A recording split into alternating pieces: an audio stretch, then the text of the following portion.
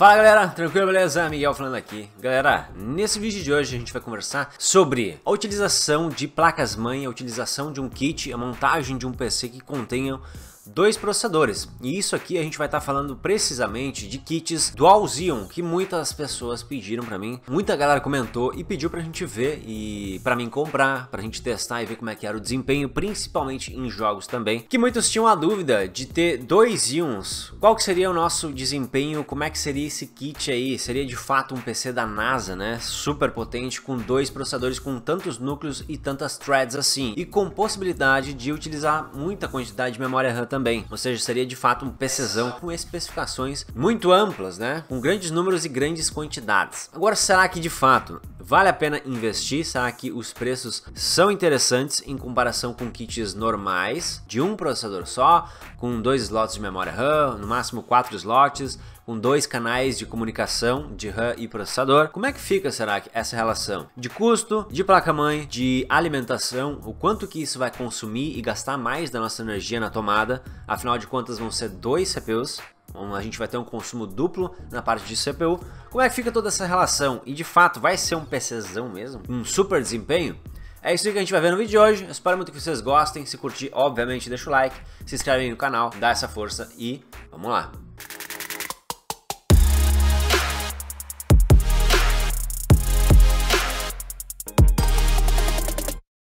Então galera, aqui a gente tem esse estilo de placa-mãe aqui. No AliExpress tem várias, de diferentes marcas. Clisery, que é daquele mesmo modelo X79 que a gente já viu aqui, com um CPU só, né? Huananzi, tem umas outras, Shinx já, não sei nem como é que eu falo o negócio. Enfim, tem de monte. Tem peça separada para comprar o CPU separado, com a placa-mãe separada, as memórias. Tem kit montado pronto já. Tem kitzinho desses aqui, ó, que vem a placa-mãe, vem dois Xeon Z5 2690, com mais 32 GB de RAM para utilizar. Então assim, tem bastante opção das mais variadas, com kits dos mais variados também. Vamos falar do nosso quesito performance, de como seria a nossa performance utilizando uma plataforma dessa com dois Xeons, tá? A gente vai falar de Xeon porque é o que a gente mais viu aqui no canal também, tá? Então a gente, pra quem já acompanha mais o canal, já sabe também mais ou menos como é que é a performance, e como base eu vou estar utilizando o Xeon E5 2650V2, é um modelo com 8 núcleos, 16 threads, com frequência base de 2.6 GHz e que tem turbo boost até 3 GHz, com todos os núcleos trabalhando. Se a gente pegar aqui e usar como base uma pontuação, tá?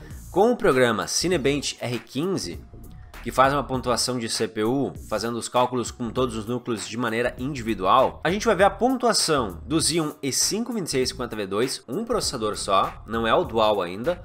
Um só deles faz, em média, 1000 pontos aqui, ó, 1042 pontos. Agora, no caso de ter um dual CPU, um dual Xeon desse aqui, a pontuação, na verdade, ela dobra. A gente tem dois CPUs e essa pontuação multithread aí de trabalho vai se somar, tá? Isso no caso do Cinebench R15, tá? E programas que fazem uma boa utilização de toda essa quantidade de núcleos aí, que utilizando dois, né, o sistema vai entender como 16 núcleos físicos e 32 threads. É bastante coisa. Então quando a gente de fato falar de programas que utilizam bem CPUs com grande quantidade de núcleos, e são de fato esses programas de renderização, como é o próprio Cinebench aqui, editores de vídeo também que utilizam muito CPU, a gente vai ter uma performance bem interessante sim, com esses dois CPUs. A tendência é que de fato a performance seja duplicada, tá? Agora, quando a gente for falar de games, os jogos não têm uma boa utilização de vários núcleos. Isso a gente vê até hoje com esses processadores normais, Ryzen 7, 2700, 1700, que tem 8 núcleos e 16 threads, que fica meio em uma subutilização de quantidade de núcleos. Um núcleo fica sobrecarregado, outro fica lá em 0, 3% de utilização. Os jogos não conseguem tirar tanto proveito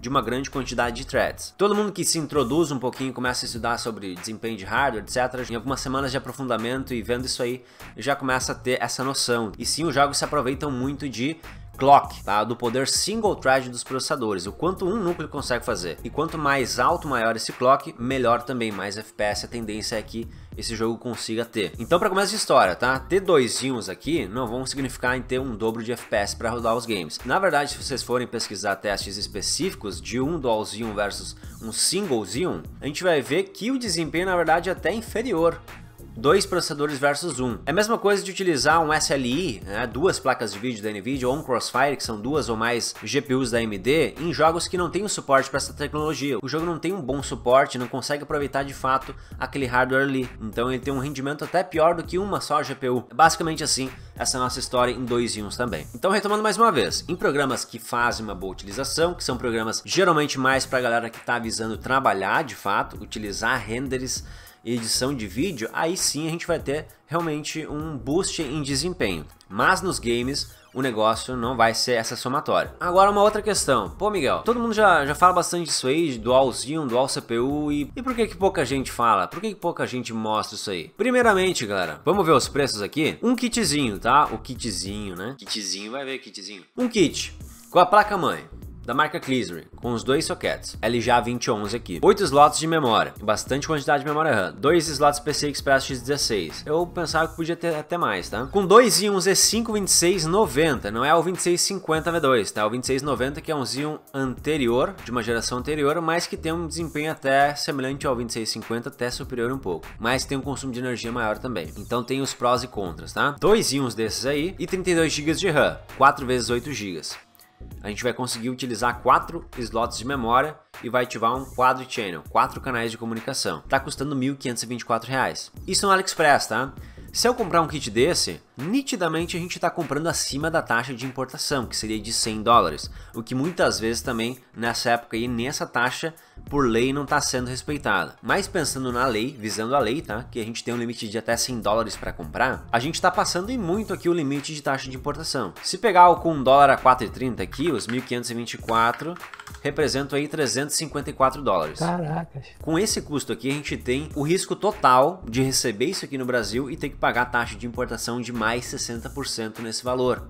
Tá? Então vai ser mais 60% aqui, o que já vai para $566. Vamos voltar para o real, dá R$2.438. Caralho! Ah, são 32 GB de memória, beleza, são 2 processadores, é uma baita de uma placa-mãe, mas é de fato um custo elevado, né? Então acredito que principalmente de início nesse custo aí, que a galera de fato não tá trazendo esse tipo de hardware aqui para dentro do Brasil para fazer review e para mostrar o desempenho e comparar. Talvez não seja tão benéfico assim, talvez não se pague tanto, tá? Criar o conteúdo e fazer os testes disso aqui, pelo custo que isso aqui acaba gerando. E outra que para comparar o desempenho disso aqui tem fácil já na internet, já em conteúdos gringos também, né? Então, para quem quer de fato buscar e ver informação, consegue recorrer a essas outras fontes. Agora vamos ver aqui de novo, ó.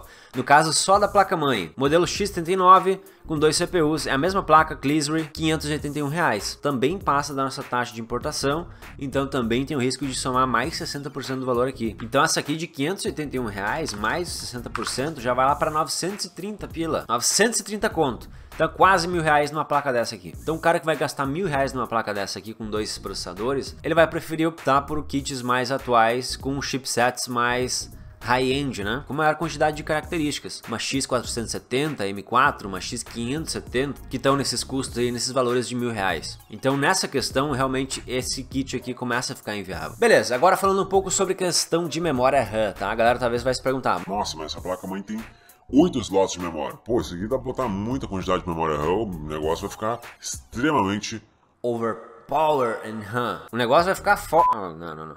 Tu não fala assim, Miguel. É verdade.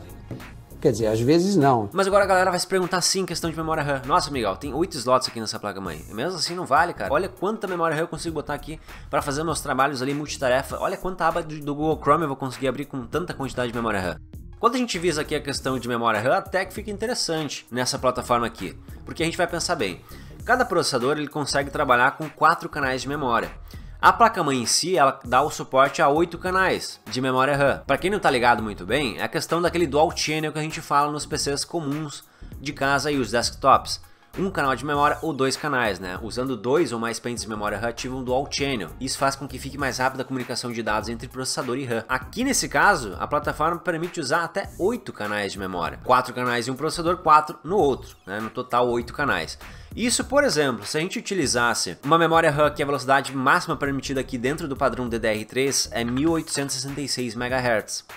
Esses 1866 MHz, vezes a quantidade de bits de cada um dos módulos que podem ser inseridos, Cada módulo de memória RAM que a gente encaixa na placa-mãe aí tem uma interface de 64 bits. Como a gente tem isso em 8 vezes, fica um total de 512 bits. E o nosso cálculo de largura de banda, que mede a velocidade de transferência de dados entre CPU e memória RAM, é justamente a velocidade da memória, que é 1866, vezes a quantidade de bits, 512, e divide por 8. Aí a gente tem o resultado em megabytes, o que seria uma velocidade de transferência de dados de 119.424 megabytes, aproximado, tá? Isso aqui é teórico. Geralmente é menos, tá? Vai ficar uns 115 mil, 110 mil por ali. Então esse número é muito legal, é de fato uma quantidade muito boa de transferência entre processadores aqui. Por exemplo, se a gente pegar uma plataforma DDR4 aqui, mais comum, talvez, vamos dizer, lá na frequência de 3000. Tão comum não é, mas pra galera que faz um overclock e tal, mexe um pouquinho mais, vai usar lá uma memória de 3600 MHz em dual channel, né?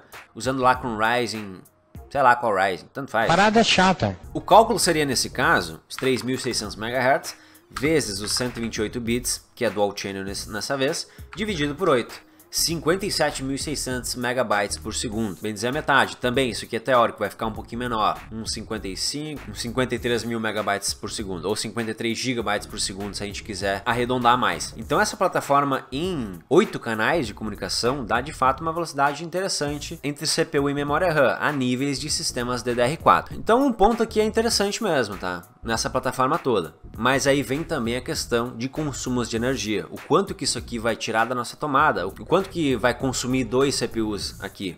A gente pode ver, olha só, na estrutura da placa-mãe que a gente tem aqui um conector EPS de 8 pinos para alimentar um socket, um processador, e lá no canto tem outro conector para alimentar o outro processador. A gente tem 2 circuitos de VRM na placa, um aqui com dissipador e outro aqui na outra ponta, cada um deles com 7 fases de alimentação. É só contar as bobinas aqui, ó. Esses retângulos aqui, os quadradinhos cinzas aqui. Aqui em cima tem 2 fases que vão regular a tensão das memórias desses slots de cima. E aqui embaixo tem outras 2 fases que regulam a tensão das memórias aqui de baixo. Mas a questão é que a gente vai precisar também de uma fonte de alimentação que tem esse recurso de 2 conectores para a CPU. E isso é meio incomum, não é toda a fonte de alimentação que tem de fato esse recurso de 2 conectores EPS de 8 pinos. Aí para quem se interessar em montar algo assim, vai ter que recorrer a fontes mais parrudas que tenham esse recurso. Vou pegar por exemplo aqui, um exemplo da EVGA 750GQ aqui, é 80 Plus Gold, tá? 750 watts. Ela tem aqui, ó, ela é semi-modular e ela tem um conector CPU 1, e ela tem um recurso para CPU 2, ela tem de fato 2 conectores de processador. Então seria uma fonte que seria apta a alimentar um sistema desse. Mas a gente vai ver aqui que é uma fonte já mais parruda e com um custo mais elevado, por ter esses recursos a mais aí também, já está na casa de quase R$700, 660 aqui à vista. Enquanto que a gente vê outras fontes normais da mesma potência, só que só tem um conector de CPU que está bem menos, ó, na casa de R$430. Então é mais um custo a mais para estar montando uma plataforma desse tipo aí. Mas a questão é em watts, Miguel, e agora? Como é que a gente vai fazer aí, cara? De fato em watts mesmo o consumo. O Xeon que a gente está usando como exemplo, o E5 2650V2, ele em full load, em 100% de carga, ele consome na casa de 70 a 72 watts de potência. Então se a gente tiver 2 deles, a gente vai lá para casa de 140, 144 watts de consumo. Vamos pegar um comparativo aqui mostrando um Ryzen 7 2700, que é um processador que eu tenho aqui e utilizo. Ó, a gente vê que o Ryzen 1 sozinho, ele tem aqui uns 500 pontos a mais que o Xeon, um deles, tá? A pontuação, o Xeon é 1042, o Ryzen 7 1500 pontos, tá? Como eu falei antes, 2 Xeons dão uma pontuação de 2000 e poucos, né? Soma. Só que a questão aqui também é que o Ryzen 7, ele sozinho em estoque, sem nenhum tipo de overclock, ele faz essa pontuação a mais, e ele também consome na casa dos 70 watts, 75 watts, o mesmo nível de consumo, fazendo mais pontos, porque é um processador mais atual, com menor litografia, e melhor eficiência energética. E agora se a gente adicionar o recurso de fazer overclock para o Ryzen 7, por exemplo, também, a gente vai ver como, por exemplo, aqui, ó, um overclockzinho fácil, tá? E não tem nada demais, na casa de 3.8 GHz. A gente vê o Ryzen chegando lá na casa de 1700 pontos. Então ele já está quase encostando na pontuação de 2 Xeons daquele ali. Aí o consumo do Ryzen, como é que vai ficar nesse overclock aí? Isso vai variar bastante de placa-mãe para placa-mãe, mas na casa de 3.8 GHz, na média aumenta lá para casa de 85 watts, 90 watts. Quando é um overclock um pouquinho mais forte, para casa de 4.2 GHz, aí o Ryzen chega lá na casa de 100, 110 watts de consumo, mas ainda assim fica menos ou até equivalente a utilizar 2 processadores. E é isso aí, galera. Basicamente, essas são as informações que eu gostaria de passar para vocês e essa ideia que eu queria estar trocando com vocês aí sobre esses esquemas aí de Dual Xeon, Dual CPU. Espero muito que vocês tenham gostado. Se curtiu, deixa o like, se inscreve no canal, se junta à comunidade MW Informática, dá essa força aí. Muito obrigado pela presença, galera. Muito obrigado por terem assistido até aqui. Grande abraço para vocês. Até o próximo vídeo e valeu!